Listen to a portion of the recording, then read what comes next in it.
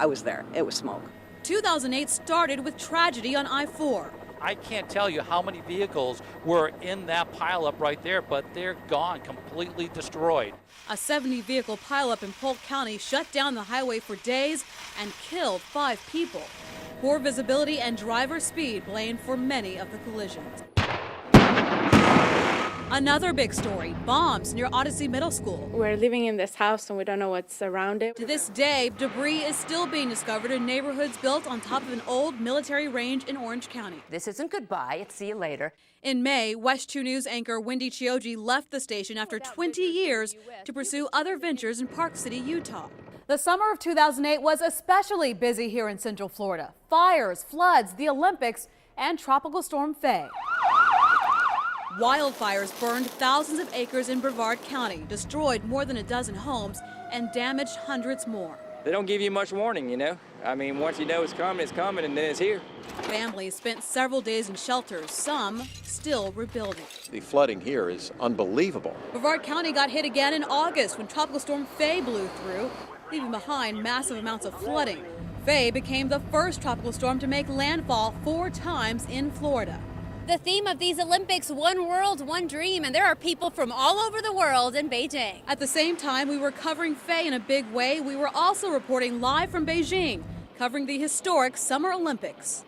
Yeah, a lot of people recognize me. We had a strong showing from one of Central Florida's own. Ryan Lochte took home 4 medals in swimming. Flip the switch! WESH 2 had big coverage of a big school controversy, school start times in Orange County.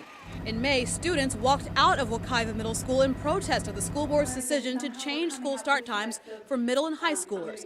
Just this month, the school board voted to reverse that decision, but the budget concerns that prompted that move are still an issue. Obviously, the danger for this community is still out there. Other big stories included the search for Nicole Ganguz's killer. The UCF grad student was found dead after she went for a jog in an East Orange County park. It's worth the wait. Definitely well worth the wait. The historic election became the big story in November when lines snaked around polling places as Floridians cast their ballots in record numbers. The crowd couldn't hold in their excitement when Barack Obama was named the 44th president of the United States. Change has come to America. The election, not just historic nationally, but a big deal for Orange County as well.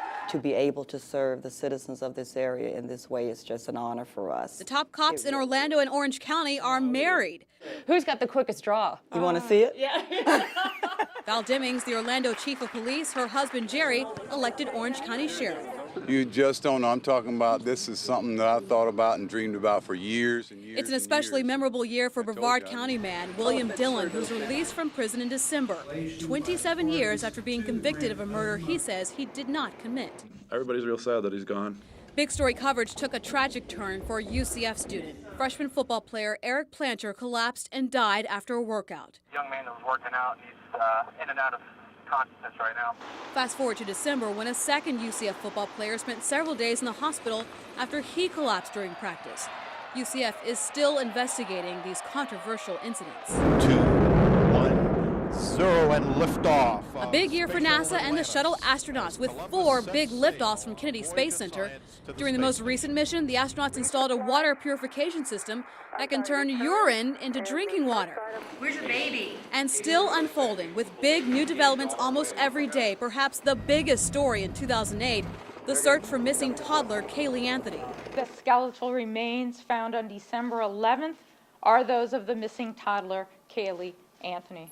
Her mother Casey sits in jail right now on murder charges. What will happen in this case in the coming year?